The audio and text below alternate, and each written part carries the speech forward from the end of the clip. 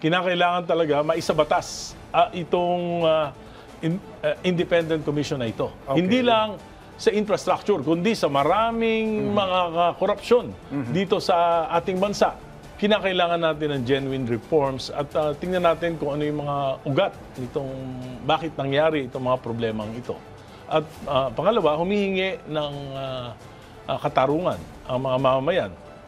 Habang binabaha sila at namamatay sila, nagtatampisaw sa salapi ng bayan yung marami na mga namumuno sa kanila. Kaya humihingi sila ng hustisya. At tama yung ginawa ni Pangulong Marcos na nagtayo ng isang independent commission for infrastructure. Pero sa aking palagay, walang kahihinatnan to. No, I'll focus on the House. Anong reforma dapat meron sa Kamara? Yun ang reforma. Dapat kami mismo ang gumawa ng solusyon sapagkat hindi sapat yung executive order ng ating Pangulo.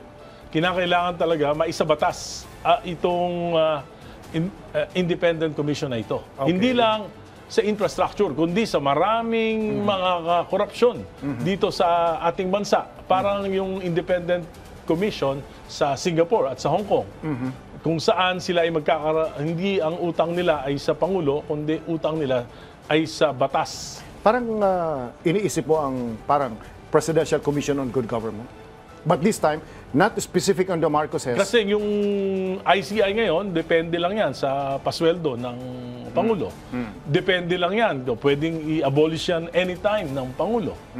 So kung magkakaroon ng talagang maisa sa batas na isang independent commission, magkakaroon ng sariling pondo, at pangmatagalan, hindi panandalian lamang, patuloy na mag-iimbestiga sa mga korupsyon sa bawat departamento ng gobyerno.